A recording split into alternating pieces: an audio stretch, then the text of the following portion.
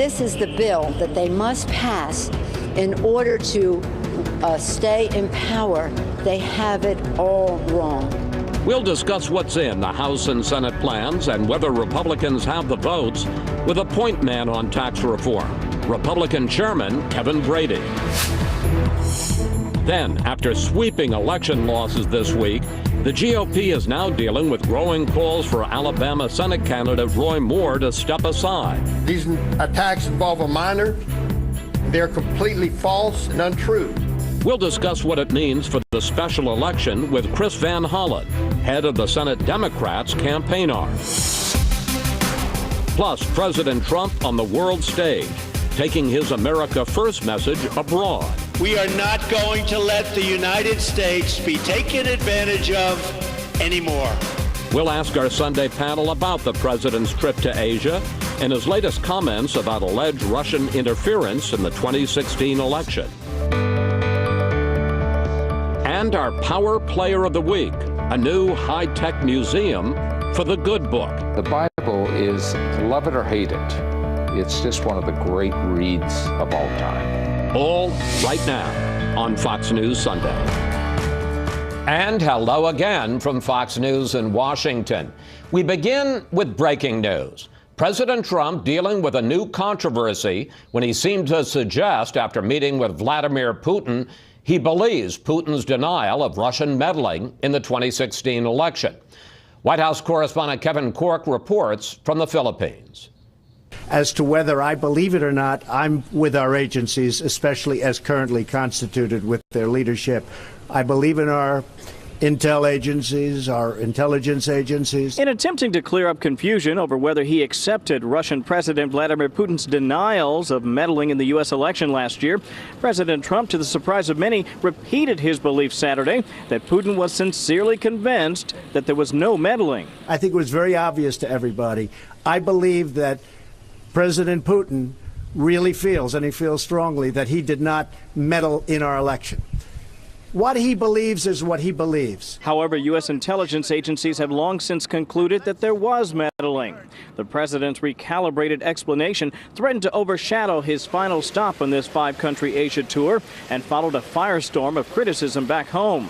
There's nothing America First about taking the word of a KGB colonel over that of the American intelligence community, said Arizona Senator John McCain in a statement. Trump said he wasn't interested in arguing over meddling and instead wanted to get Russia to work with the U.S. on problems like North Korea, Syria, and Ukraine. The president taking to Twitter to slam his critics, writing, "When will all the haters and fools out there realize that having a good relationship with Russia is a good thing, not a bad thing?" In another tweet, the president actually took a swipe, Chris, at the leader of North Korea, Kim Jong-un, who has repeatedly called the 71-year-old commander-in-chief old. The president tweeting, "Why would Kim Jong-un insult me by calling me old when I would never call him short and fat?" The president added that he'd been working hard to become his friend and, despite the dust-up, was holding out hope that that could still happen. Good luck with that. Chris? Kevin Corke, we're traveling with the president in the Philippines. Kevin, thank you. Now to the push by Republicans to pass tax reform. Both chambers take up separate proposals this week that have big differences. While the House appears on track to pass its version, the process is just beginning in the Senate. The goal is to get on the same page and send a compromise to the president by Christmas. Joining me now from Texas, Congressman Kevin Brady, chair of the House Ways and Means Committee that passed its tax plan this week. Chairman, the biggest difference between the House and Senate tax plan seems to be over the question of deducting state and local taxes. Let's drill down on this. Your bill lets people deduct $10,000 in property taxes on their federal returns. The Senate plan kills all deductions for state and local taxes. And Senate Democratic leader Chuck Schumer says that if they eliminate those state and local taxes, it could cost Republicans the House in 2018. Here he is. I say to every one of my Republican colleagues in the House who come from a suburban district, this bill could be your political doom. Chairman, you've got more than 24 Republican congressmen from high-tax states. Can you guarantee them, because they are threatening to vote against an elimination of all the state and local tax deductions, can you guarantee them that the final bill they vote on will not include the total elimination in the Senate plan? Yeah, well, I can, and here's why. Because we want people to keep more of what they earn, regardless of whether wherever they live, including in these high tax states. That's why we keep the home mortgage deduction, we keep the charitable deduction. We restore $10,000 of the property tax deduction, which is twice the national average. But we didn't stop there for these states. So the way we set the income brackets, we've created this new family tax credit that is eligible for families up to $230,000 of income, and we restore the state and local property tax deduction. I understand that. The combination of all of these gets the job done for these families. But Chairman, how can you guarantee House members from blue states that the Senate plan, the total elimination, will not be in the final bill? Look, I'm convinced that this is where we're going to end up because it's important, again, as I told you, Chris, to make sure people keep more of what they earn, even in these high tax states. And so what we're working toward, what we've worked so carefully with our lawmakers from New York and California and New Jersey, is to make sure we deliver this relief, and I'm committed to it. So are you saying then that the House will not accept a total elimination, that just won't fly even if the Senate passes it? That's what I'm saying. Good, thank you. I want to go through some other big differences between the House and Senate plans. They're technical, but they're important, as you well know, to every individual taxpayer. For wealthy people and businesses, your bill, the House Republican bill, repeals the estate tax over 6 years and cuts the corporate rate to 20% right away. The Senate plan delays that corporate rate cut a year and does not repeal the estate tax ever. But with the money that the Senate plan saves, while you eliminate the deductions for medical expenses and student loans, the Senate would allow people to keep taking those deductions. My question is, isn't the Senate plan better for the middle class taxpayer than your plan is? Yeah, I don't believe so, but here's the point. I know that everyone's stressing the differences. There are some, but there's far more common ground. And in this regard, look, on the death tax, I'm just convinced this is the #1 reason our family-owned farms and businesses aren't passed down to the next generation. Having Washington swoop in and take almost half of what you've earned over your lifetime over a certain amount is just wrong. And getting rid of it creates 140,000 new American jobs because our local businesses aren't hindered by it. And so I'm convinced it needs to go. I also believe we delivered dramatic middle-class tax relief all up and down that area, especially for suburbs and rural communities that I represent. But Chairman Brady, I want to show you two independent analyses that seem to contradict what you just said. The New York Times says under your plan, about 1/3 of middle-class families will get a tax increase, not a tax cut, next year. And the bipartisan Joint Committee on Taxation, this is bipartisan, as I say, it says that 8.3% of all taxpayers will get a tax increase in 2019. In both cases, Chairman Brady, these analyses say that middle-class families under your plan, some of them, millions of them, will get a tax increase, not a tax cut.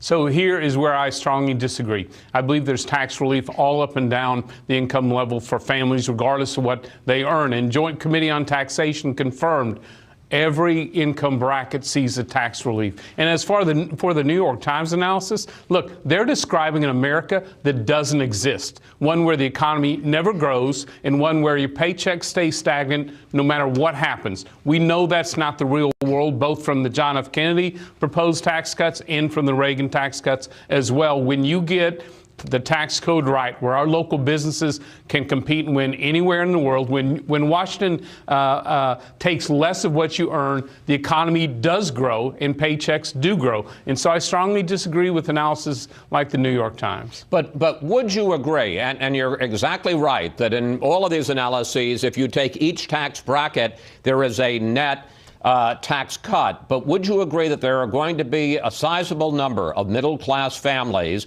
that, for instance, now get the state and local tax deduction, families that have big medical expenses they can deduct, families that are deducting the interest for their student loans, that there are a lot of those families that could actually be losers in this bill? See, I don't, Chris, and here's why. Look, we are both taxing less. We are eliminating a lot of these deductions so we can lower the tax rates for every American. But we're not just stopping there. We're talking about an economy that grows paychecks in a way we haven't seen for really almost 2 decades, if you think about it. And that's what helps families the most. They're keeping more of what they earn. Their paychecks are finally growing. This economy's finally moving again. So, I firmly believe Americans are far better off under tax reform than they ever would sticking with this old, messed up, outdated tax code. I want to turn to a different aspect of this, sir. I talked with a number of top financial analysts this week. None of them said that having a tax cut, a lot of them supported the idea of a tax cut, but none of them said that having a tax cut that will add $1.5 trillion to the national debt, which is what your plan does, that's good for the economy.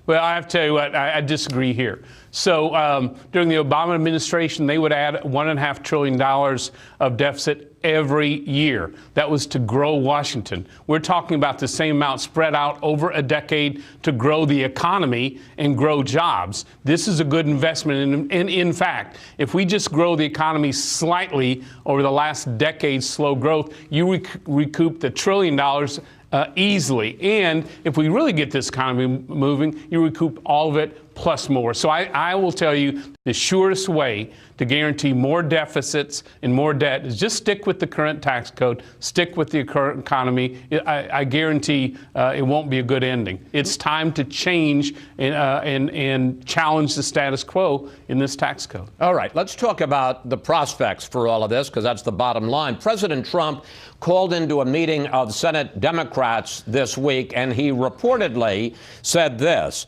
He told them about the Senate plan. You're going to like it, the Senate plan, a whole lot more than the House plan.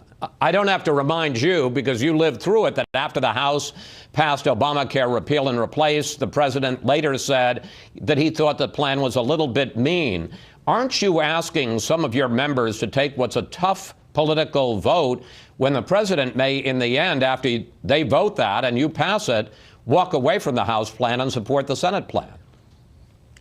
So I don't believe he will, and here's why. His regular conversations with me tell me he likes the direction we're going in a big way. We're riding toward that framework that the president, the House, and Senate came together on earlier this fall. He also likes the fact not only are we delivering middle-class tax relief, but the first time our local businesses are going to be able to compete and win anywhere in the world. And when they win, we'll no longer tax them to bring their earnings back home to be reinvested in the United States of America. So I'll just tell you, I think we're making significant changes in this tax code in a real positive way. And this is what the president backs. So how do you explain? What do you make of the president saying to Senate Democrats, I think you'll like the Senate plan a lot more? Well, I know that's the Senate Democrats' description of the call. All I can tell you is my conversations by telephone with the president are extremely positive. And so the House is going to take a major step, as it did this week at Ways and Means Committee, for the first time in 31 years to fix this messed up, broken tax code. And from there, it goes to the Senate. I have no doubt we're going to find common ground and work out the differences. All right, let's get to the bottom line. Will the House pass your tax plan, or the tax plan, by Thanksgiving, as now scheduled, which is just 11 days away? I believe it will. I feel there's strong support for this. We continue to make improvements at every step in the way, but I'll tell you what, our Republicans in the House know that it is time to deliver on this economy and grow these paychecks by getting rid of this current tax code. That's exactly what we're going to do. And by the way, the American people, they're starved. They are starved for a new tax code, one that's so simple and fair. Most Americans will be able to file using a simple postcard-style system where they're eager for that simplicity and that fairness. Again, finally, on that deadline, can you say that with 100% certainty you'll pass it before Thanksgiving? Look, that's our goal, and that's what we're on schedule to do. And at the end of the day, what I want to do is deliver this to the president's desk by the end of the year, not for Republicans, but for the American people. Chairman Brady, thank you, and we will track progress on tax reform in the House this next week. Thank you, Chris. Up next, disturbing allegations against Roy Moore, the Republican Senate candidate in Alabama, in the wake of Democratic victories across the country on Election Day. We'll talk with Senator Chris Van Hollen, head of the Democratic Senatorial Campaign Committee, about his party's prospects to take back control of both the House and Senate in 2018.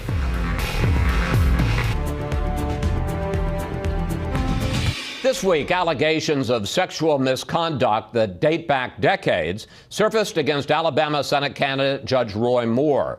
Top Republicans took back endorsements and cut off fundraising efforts for Moore. Alabama's special election is on December 12th, and with the GOP now holding a slim two-vote majority in the Senate, what happens in Alabama could determine the fate of tax reform and the rest of the Trump agenda. Joining us now, Senator Chris Van Hollen, chair of the Democratic Senatorial Campaign Committee. Congressman, Roy Moore has flatly denied ever having any improper relationship with teenagers. Sean Hannity asked him about some of the specifics on Friday. Here it is. Do you remember dating girls that young at that time? Not generally, no. But you don't specifically remember having any girlfriend that was in her late teens even at that time? No, I don't remember that, and I don't remember ever dating any girl without the permission of her mother. Senator, your reaction? Well, Chris, I think Roy Moore is unfit for office, but this is going to be a decision, obviously, for the people of Alabama. And the good news for the people of Alabama is they have a clear alternative in Doug Jones, who grew up in Alabama. He became a prosecutor. He's focused on jobs. He's focused on increasing people's wages. He's focused on the things people in Alabama care about, and he's running a good campaign. So I'm not going to get into all these details because it's the people of Alabama who are going to decide. But those who have, people like Senator Bill Cassidy, obviously withdrew their endorsements. So let's let the people of Alabama decide. But the good news, as I said, is they have a great alternative in Doug Jones. Wait, let me ask you, what do you think now? The polls have tightened considerably. What do you think are the chances that the Democratic candidate, Doug Jones, will actually win in the deep red state of Alabama? And what about the notion that is being discussed of, with these new revelations, the governor of Alabama postponing, delaying the special election next month? Well, Chris, Doug Jones, again, is talking about all the issues that are important to people there in the state of Alabama. His focus has been on economic issues, kitchen table issues. So, look, we all know that Alabama is a very tough state politically for Democrats, but this is a special situation where we have a great candidate. On the other hand, you have a very, very flawed candidate in Roy Moore, which is why many people are calling upon him to step down. But I'm going to leave this to the people of Alabama. This is their decision. They're getting the facts now, and they need to make a decision based on the records of these two candidates. One more question on this subject. From the president to Senate Republican leaders, a number of them are saying that Moore should step down if the allegations are proven. Here is fellow Alabama Senator Richard Shelby. It's a devastating, nasty story. If the revelations, if that's true, I don't believe there'd be any place for him in the U.S. Senate. Is that reasonable? I understand I don't want you or expect you to get into the specific allegations, but is that reasonable when you have allegations that date back, in some cases, almost 40 years? Let's see some proof. Well, again, people like Senator Bill Cassidy looked at the facts, and we know what conclusion he drew. My view, Chris, is that Roy Moore was really unfit for the Senate even before these recent revelations. For example, there's ample evidence. This was also reported in the Washington Post, very detailed reporting, that he essentially cheated a charity that he was involved in for his personal private gain.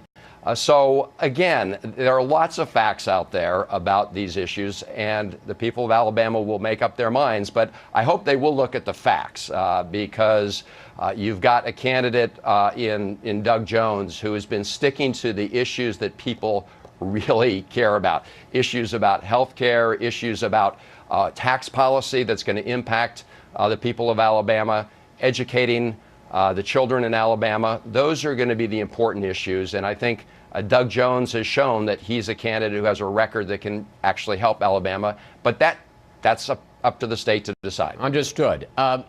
Let's talk about this question of allegations, and allegations particularly of sexual misconduct, which often can't be proven one way or another. It's going to end up being a he said, she said. Let's take the case of Bill Clinton, for instance. As you well know, there were allegations of sexual misconduct, even rape, against Bill Clinton. Democrats nominated him, elected him president. There was strong indication. Bill Clinton basically admitted that he had lied to the country about his relationship with Monica Lewinsky, and yet Democrats fought his impeachment. Is there a double standard here? Chris, I don't think there's any double standard here. You're also talking, in this case, as you know, about allegations of child sexual abuse. We know what the allegations are. The people of Alabama will have to look at the facts, search their conscience, and make a decision. So I think that's always the case when you have revelations like this. But the bottom line is that Doug Jones is focusing on issues like health care and the fact that you saw a Republican Congress try to take away people's access to affordable health care. And he's talking about having a tax code that actually works for working people instead of a giveaway to big corporations and the super rich. As long as we're, and this is, I promise, my final question in this regard, Senator, as long as we're talking about allegations, a jury in New Jersey is right now considering not allegations, but charges of political corruption against Democratic Senator Bob Menendez. If that jury convicts him, not allegations, but a conviction, should he step down? Chris, we're going to leave this decision to the jury, and I'm not going to get ahead of the game. People on the jury will look at the facts, just like people in Alabama will have to look at the facts, and they'll have to render a decision. And I'm not going to speculate about what the outcome of that jury decision will be. You, as we pointed out, are the chair of the Democratic Senatorial Campaign Committee. Democrats had a very big night Tuesday, sweeping elections, the governor's race in New Jersey, the governor's race in Virginia, down ballot as well. Here was Virginia's new governor-elect, Ralph Northam.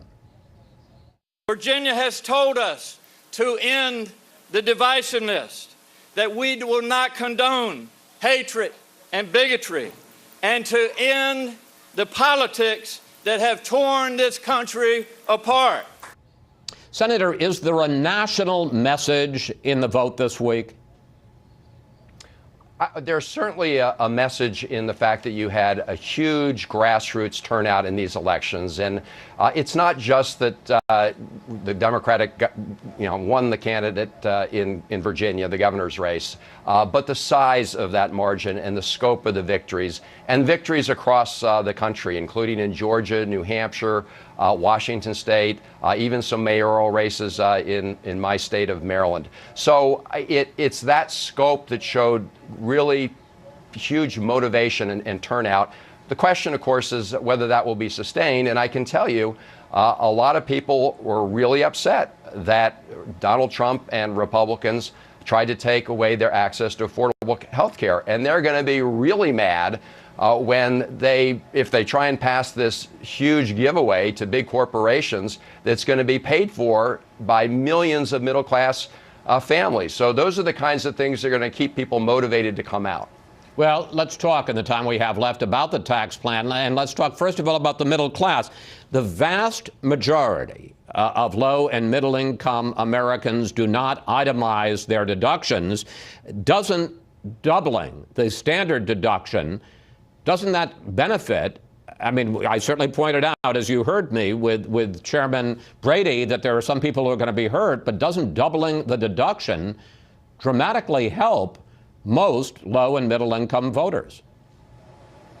As you know, Chris, while they doubled the standard deduction, they also took away, with the other hand, the ability of people to take their personal exemptions for themselves and dependents. And when you wash that all out, the reality is that many families, many middle-class families, are going to end up paying more, especially when you take away people's ability to deduct their state and local taxes. And the folks in the suburbs are going to get clobbered.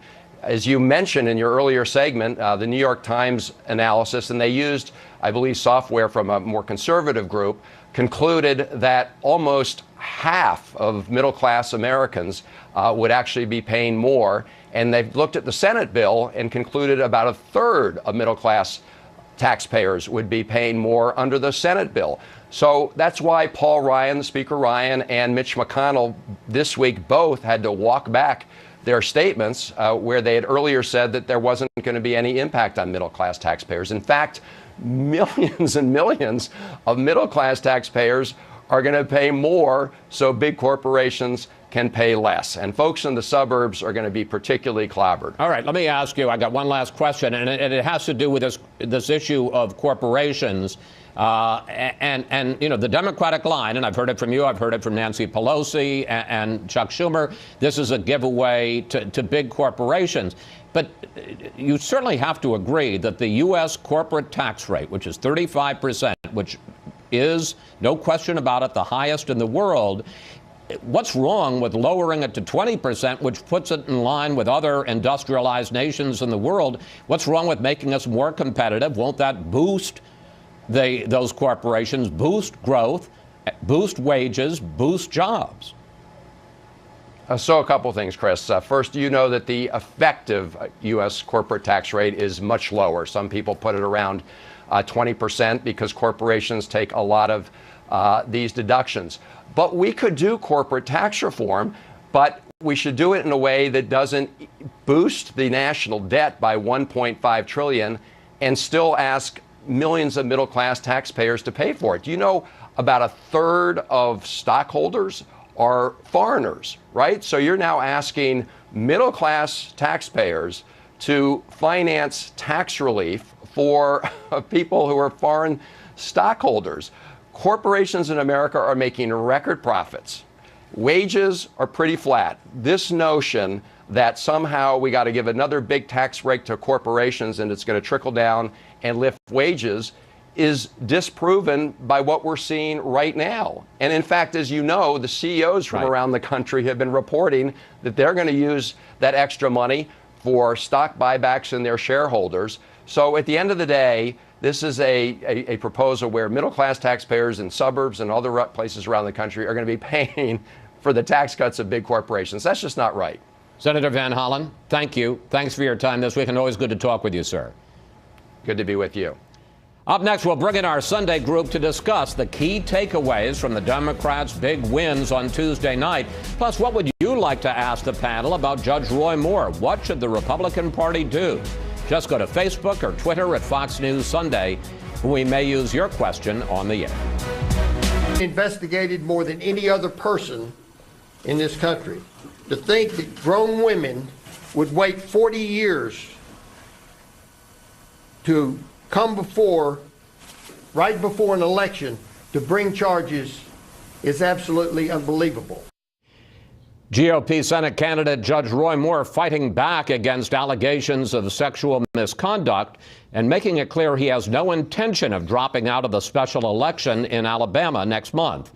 And it's time now for our Sunday group, the head of Heritage Action for America, Michael Needham, Charles Lane of the Washington Post, Julie Pace, Washington Bureau Chief for the Associated Press, and former National Security Council staffer Jillian Turner. Well, Michael, the Republican Senate Campaign Committee has withdrawn from joint fundraising with Roy Moore, and the establishment camp of the GOP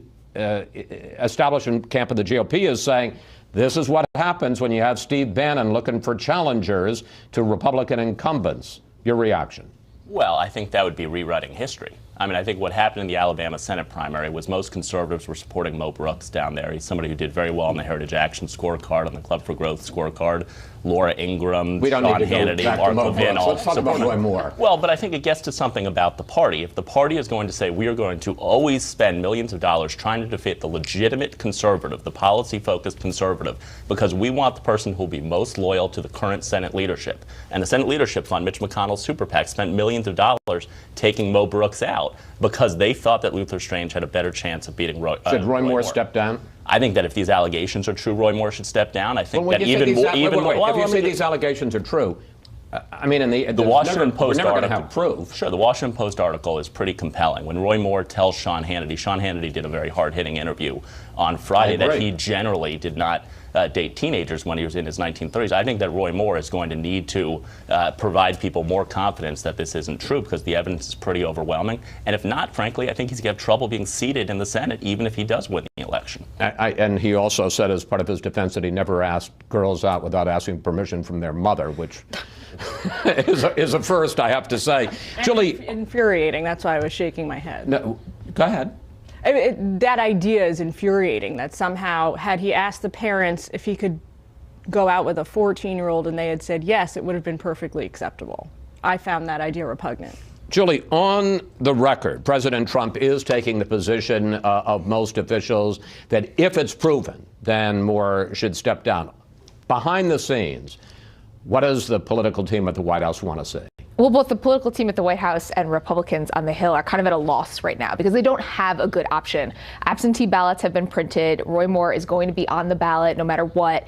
Even if he does drop out, that means he's going to get votes. So there are a couple options being discussed right now. One, could you get a credible write-in candidate? That's a tricky thing for them to do, though, because it could potentially split the Republican votes. It could lead Doug Jones, the Democrat, to sneak through if you do that.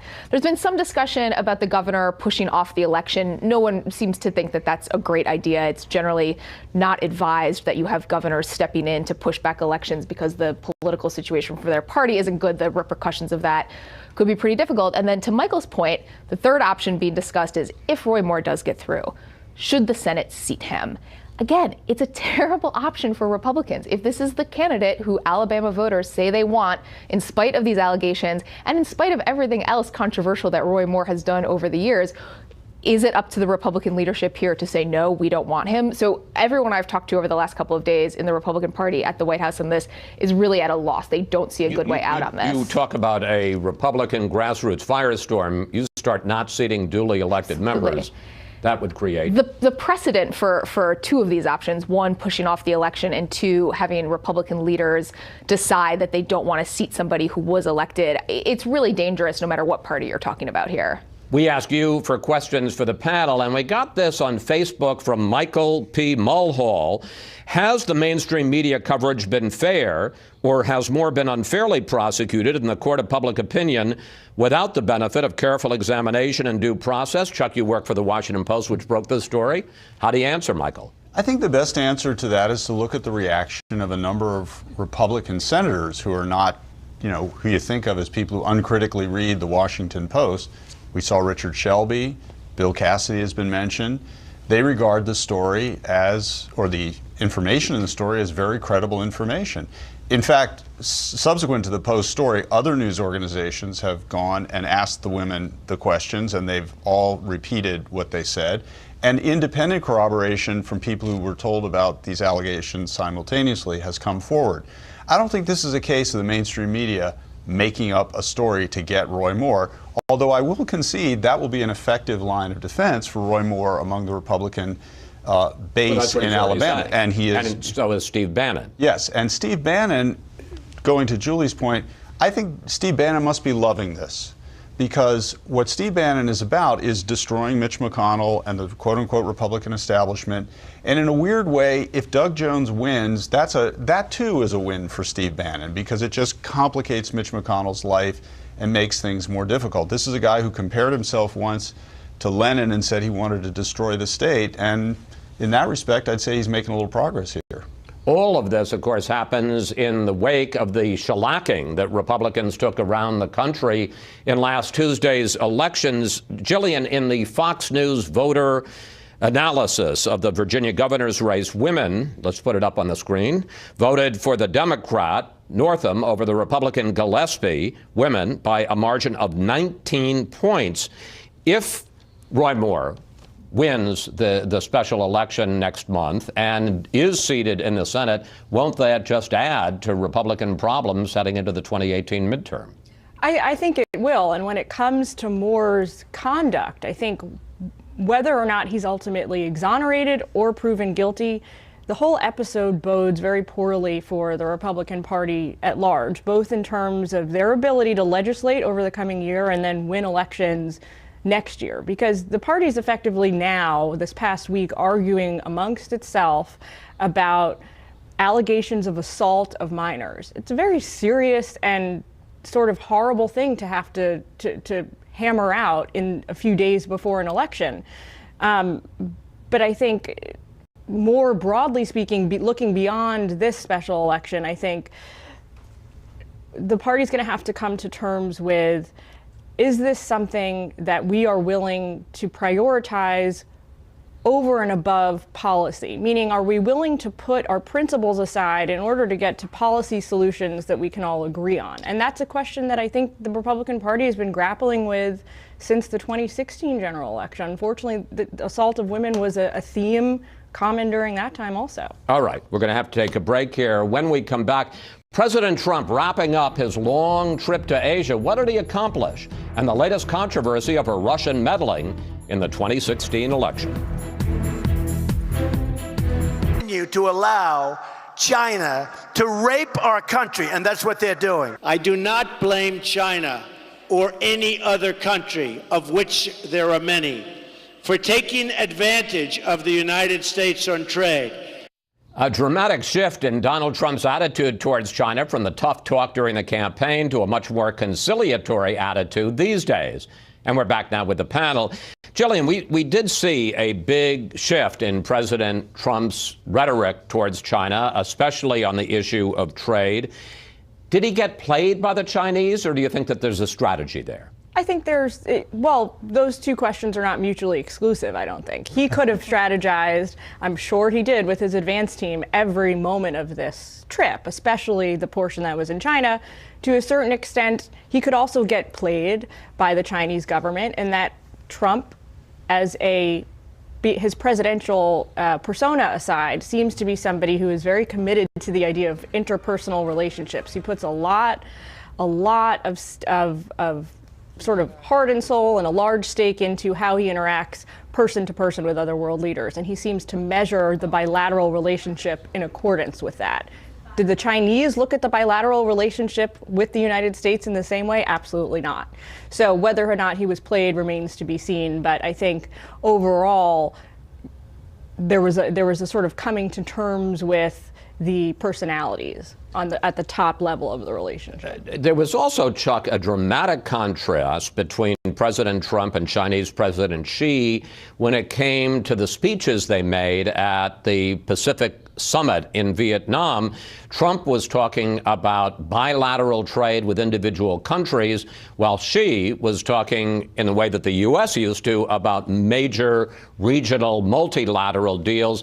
Is President Trump creating, in a sense, a power vacuum that the Chinese are all too happy to fill? This has been going on for a while. Xi, in Europe, gave a similar speech after Donald Trump's election.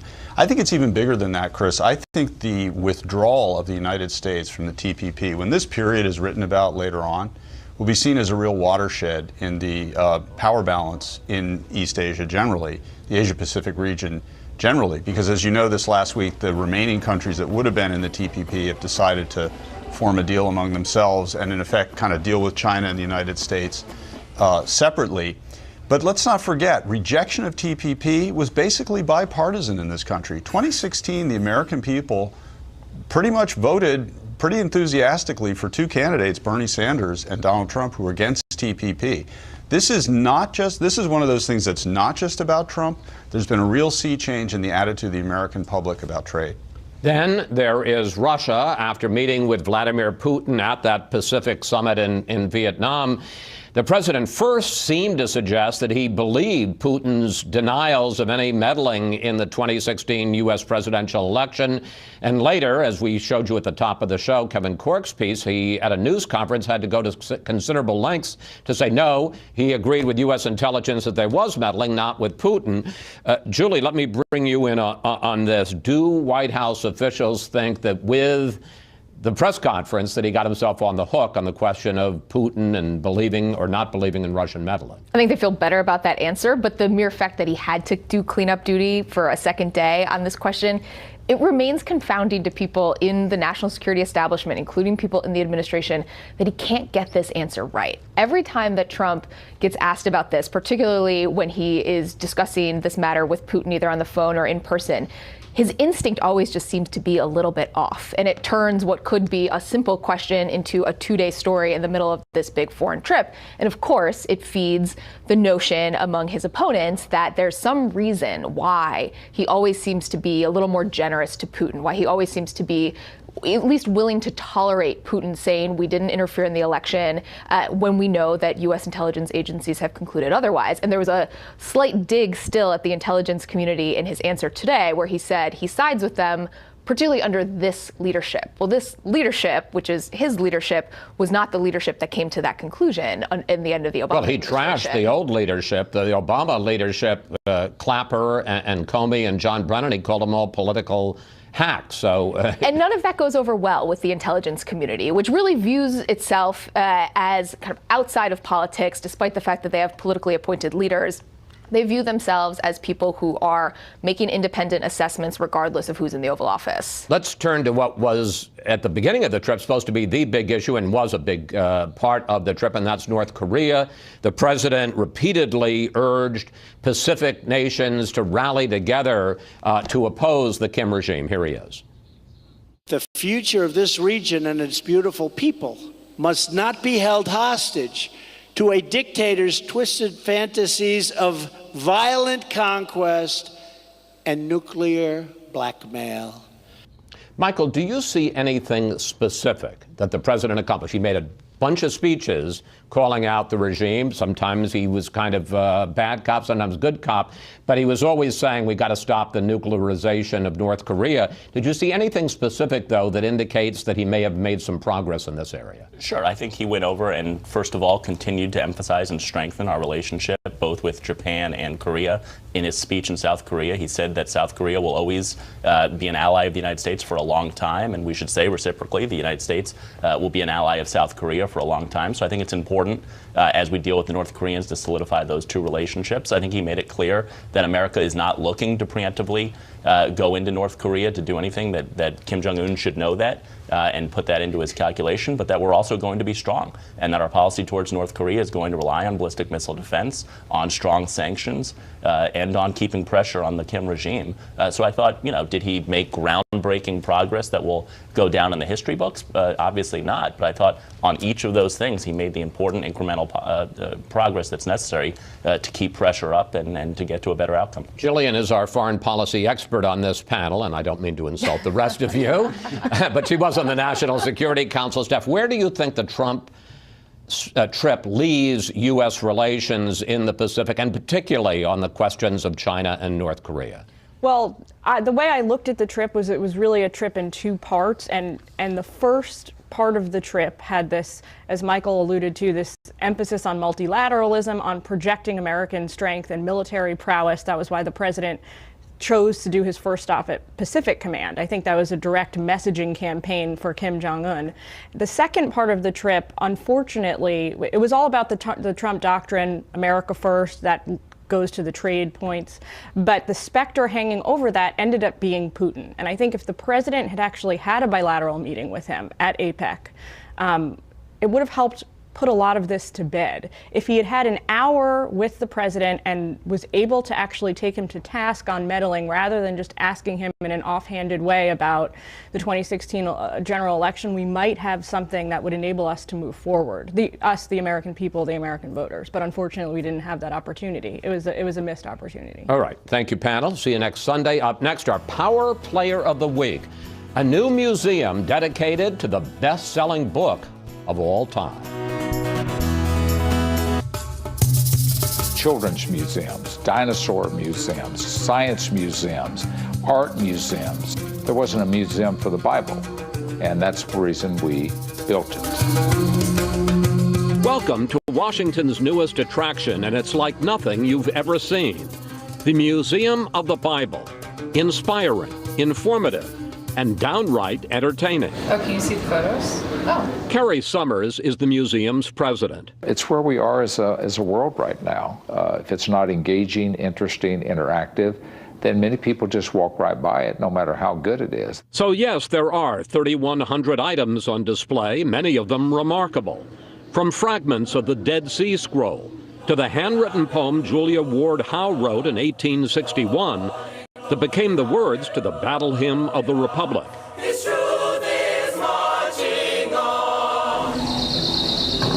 But there's also a recreation of the roads Jesus walked in Nazareth. They have a perspective they've never had before until they see, wow, now I see why he taught the way he taught about olives, about the synagogue, about ritual baths, and it takes on a whole new meaning for them. There's even a ride, what's called a flyboard, that lets you soar over Washington looking for biblical inscriptions. But what may be even more surprising is the attitude of the museum. We're non-sectarian, which is means we don't try to promote any faith or denomination. And our goal is to get people engaged in the Bible, to get them to at least open it up and take a look at it. Still, there's some controversy about the museum. The Green family that owns Hobby Lobby and the National Christian Foundation are the two biggest donors. They are what it says. They are a donor.